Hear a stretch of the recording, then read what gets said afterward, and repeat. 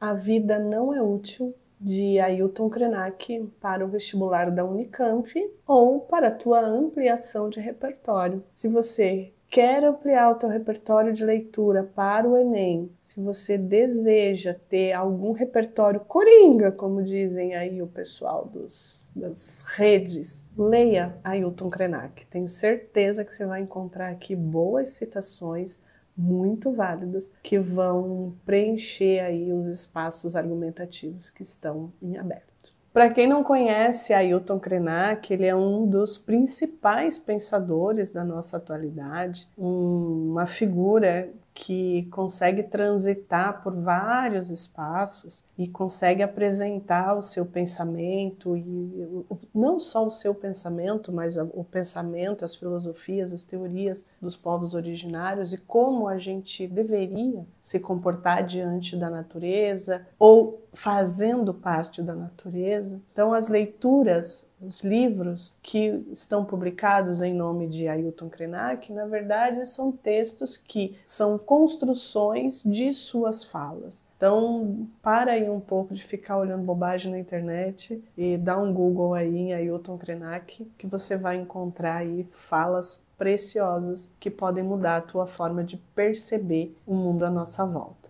O que a gente tem aqui, então, é um livro de não ficção, elaborado a partir de algumas lives que aconteceram no período em que nós ficamos em isolamento social, e o Ailton Krenak, então, participou dessas lives e algumas delas, então, tornaram-se textos. Então, o que a gente tem aqui é uma construção a partir da sua fala. Todo o pensamento dele está resumido aqui nesses 5 textos. O que a gente vai ter aqui são 5 textos, 5 pequenos artigos, e eu digo pequenos mesmo porque eles são breves, mas eles são muito potentes, eles são muito impactantes, muito diretos. Você não vai ter dificuldade nenhuma em fazer a leitura porque ele é absolutamente direto em suas falas. Inclusive, em alguns momentos aqui, pode parecer até engraçado, até irônico a forma como ele fala, mas são expressões do que realmente precisa ser dito. Como, por exemplo, quando perguntam, falam sobre estamos tentando colonizar outros mundos, indo para outros planetas, para o espaço, e ele diz o seguinte: vão logo, esqueçam a gente aqui. Por que já não foram?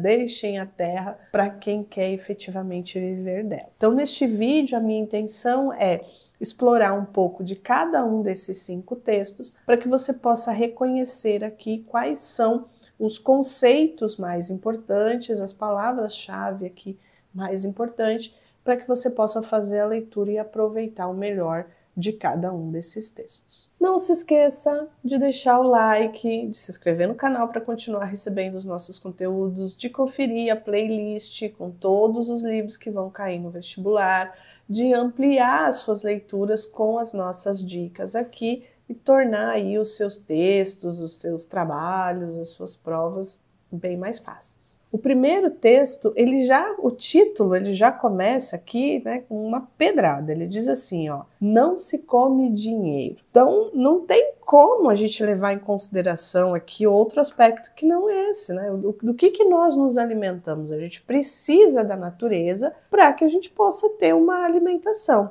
E aí, considerando que estes textos foram produzidos em lives nos dias, no tempo em que nós estávamos ali em isolamento social, ele vai fazer essa reflexão sobre o que foi o vírus do Covid-19, sobre como esse vírus chegou e como ele disse, olha só, parem. Então não era um isolamento por conta de guerra, por conta de conflito, uma bomba que ia cair. Não, vocês não podem respirar. Olha só, você vai morrer porque você não consegue respirar. E ele diz isso, respirem agora.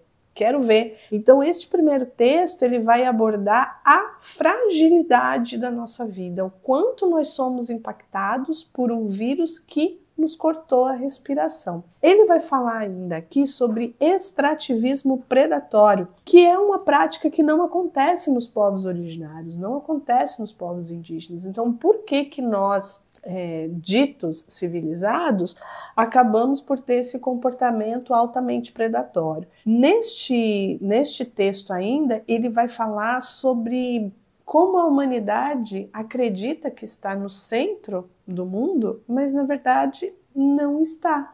E aí ele vai fazer um questionamento sobre a ideia de progresso. Então está incutido em nossas mentes que a gente sempre precisa chegar a um determinado local. Então essa ideia de que você precisa caminhar para um progresso. No entanto, não há esse lugar que nós devemos chegar. Não existe isso. Isso é falso, isso é fake. E é isso que ele vai trabalhar aqui nesse texto. Por que é que estamos caminhando para esse lugar que nós não sabemos qual é, a gente não sabe se existe, o que é que tem lá, e o que é que nós estamos fazendo para poder chegar nesse local. Então nós estamos, na verdade, destruindo o planeta para chegar em um lugar de evolução, em um lugar dito de progresso. Ainda neste mesmo texto, ele vai desenvolver dois conceitos, o da agroecologia e o da permacultura. O que significa isso? Que a gente sim pode conviver com a agricultura, nós não vamos viver só, né, de coletar frutos e raízes, mas a gente vai ter sim uma prática de agricultura. Mas essa prática de agricultura vai respeitar o espaço. E principalmente não será uma prática de monocultura. Então eu não vou derrubar todas as árvores para plantar soja ou pasto e colocar os boizinhos lá no pasto. Não, eu vou ter que fazer uma cultura em que eu vou ter tanto o alimento, mas eu vou ter a água que vai poder irrigar aquele espaço, os vários tipos de alimento, e eu tenho que pensar que a população está vivendo naquele espaço também. Esse é o conceito que ele vai desenvolver aqui nesse texto. É preciso também levar em consideração que, tirando o homem do centro, a gente não vai olhar aqui para o homem como a figura central, a gente vai ter que olhar para o homem como sendo parte desse ecossistema. E aí, para encerrar aqui o texto, ele vai recorrer a Drummond. Em todos os textos aqui, ele vai fazer sempre alguma chamada para poetas, enfim, para alguma questão da arte no geral. E aqui ele vai chamar a atenção, então, que o Drummond, já lá nos anos, né, de 1950, o Drummond já falava, estamos ferrados. Né? Por quê? Porque o Ailton Krenak, ele vive num espaço que é chamado de quadrilátero férreo. Então ali ele mora em Minas Gerais, a comunidade onde ele estava, né, o local onde ele estava, onde ele praticou o isolamento dele, era Minas Gerais, e aí ele vai trazer o Drummond para a conversa, né? Olha só, o Drummond já falava que estávamos ferrados, e era justamente sobre essa exploração das mineradoras ali que acabaram por destruir praticamente o Rio Doce, que é onde fica a sua comunidade. O segundo texto é um diálogo com o neurocientista Siddhartha Ribeiro. Esse texto chama-se Sonhos para Adiar o Fim do Mundo. E aqui, de novo, no título a gente já tem aqui uma indicação daquilo que o Ailton acredita. O mundo vai acabar, não vai ter fim do mundo. Isso aí é fato. O que a gente pode fazer é adiar. E o que nós estamos fazendo para adiar esse fim do mundo?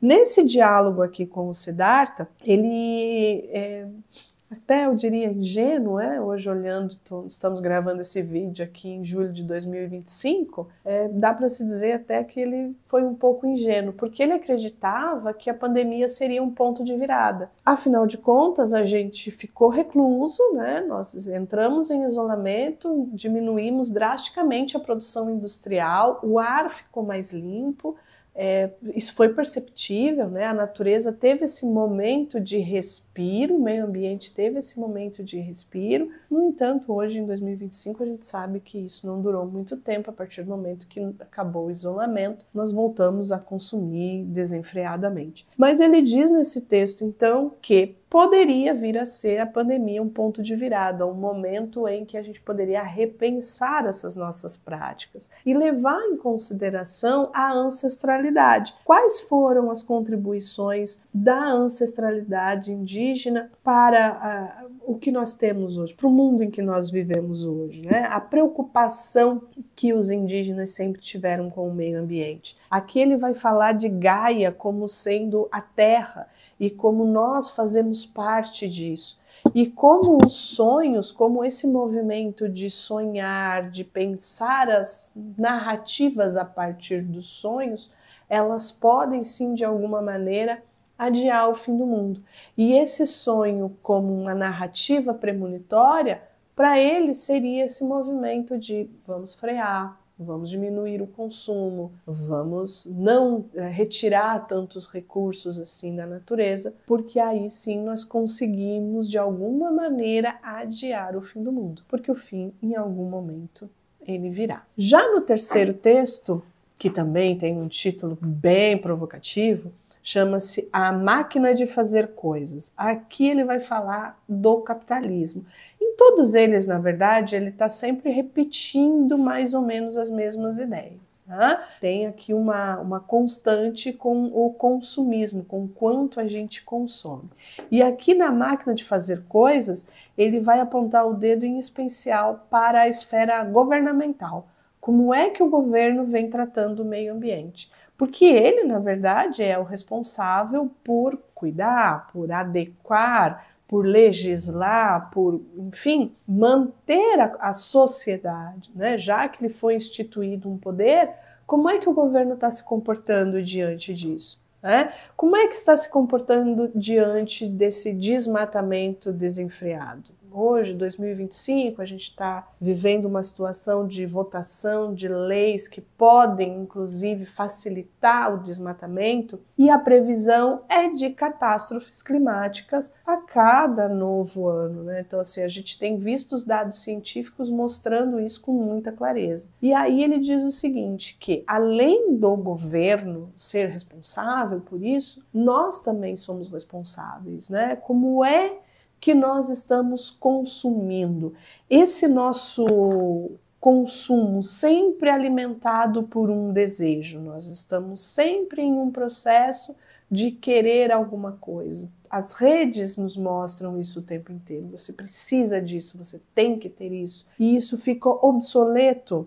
E o que se faz com isso que ficou obsoleto? Mas ficou mesmo obsoleto? Então, a nossa relação com o consumo, ela está apresentada aqui nesse texto. Por quê? Porque, na verdade, são só coisas, são só brinquedos. Não são estes os objetos ou os bens que vão nos fazer viver mais e melhor. Então, aqui no texto 3, ele vai, inclusive, deixar aqui muito claro a ideia de morte. Por que eu preciso ter tanto se, na verdade, o fim acontece? Se eu vou morrer? Por que eu preciso acumular tanto se em algum momento eu não vou mais estar aqui?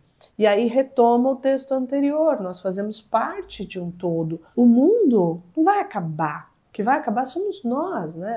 Ele tem um trecho aqui que ele diz, né, que o melão São Carlos continua nascendo lá na comunidade onde ele está, né? As pessoas estão desesperadas nos seus apartamentos, nas grandes cidades, mas a vida continua, o rio continua, ele dá jeito de se regenerar, as plantas continuam crescendo, as frutas continuam nascendo. Então, nós é que dependemos da natureza, não é a natureza que depende da gente. E isso está diretamente ligado à nossa maneira de consumir. Como é que nós estamos consumindo? No quarto texto, ele diz: o amanhã não está à venda. E aí aqui o que ele vai fazer é um comparativo do isolamento social que nós vivemos ali em 2020 e 2021 com o isolamento das comunidades indígenas. As comunidades indígenas sempre viveram isoladas, né? Ele vai dizer aqui que é fácil viver em isolamento, não há por que tanto esse sofrimento, esse desespero. Ele era um dos, inclusive, que sempre em suas lives, ele sempre falava com um certo otimismo. Gente, olha só, é preciso encontrar meios, métodos, oportunidades de viver. Se é para viver em isolamento, como é que a gente vive em isolamento? Há de se ter uma forma de se viver em isolamento. E nós já vivemos, né? Os indígenas já viviam isolados. E como é que os indígenas viviam? Sem luz, sem, enfim, né? Todos os equipamentos eletrônicos. Claro que há uma dependência, é preciso ter algum tipo de recurso, mas esses recursos, eles são limitados. Então, assim, dá para se viver em isolamento? Dá. Vamos olhar para os povos indígenas e reconhecer como é que eles vivem, e esse isolamento, em alguma medida, até muitas vezes forçado, né? Porque, se um indígena vem para a cidade, ele não tem instrução, ele não vai ter uma posição de trabalho mais adequada, né? Vai ficar sempre em serviço subalterno. O indígena, ele é preguiçoso, ele não trabalha. Não, na verdade, ele tem uma outra maneira, uma outra forma de enxergar a vida. Aqui, ele vai usar algumas expressões como Gaia pede silêncio. Se o vírus nos trancou a respiração, muito provavelmente a Terra está nos pedindo silêncio. Além disso, ele vai desenvolver aqui dois conceitos. O conceito dos privilegiados e da subhumanidade. Então, quem são esses privilegiados? Não pense você, classe média, que tem um apartamento, que está pagando o financiamento do seu carro, que você é um privilegiado. Em alguma medida, essas classes, elas vão se distanciando. E há sim aqueles que são a subhumanidade, mas se você não cuidar do que você está fazendo, muito provavelmente você vai baixar aí dessa sua classe média e talvez chegue a essa subhumanidade. Então, o lucro, acima de tudo, essa normalidade em querer ter, né, muito, em detrimento do quê? De oprimir, de tirar oportunidades, ou de simplesmente fazer com que as pessoas passem fome, vale a pena? E, por fim, o título do livro, né, o texto que vai ser a síntese de todo o livro, que é A Vida Não É Útil, ele vai retomar aqui algumas situações, e ele inclusive é bem otimista, que no final, apesar dele falar que o mundo vai acabar, que nós vamos desaparecer e a Terra vai continuar aqui, mas no final ele é otimista.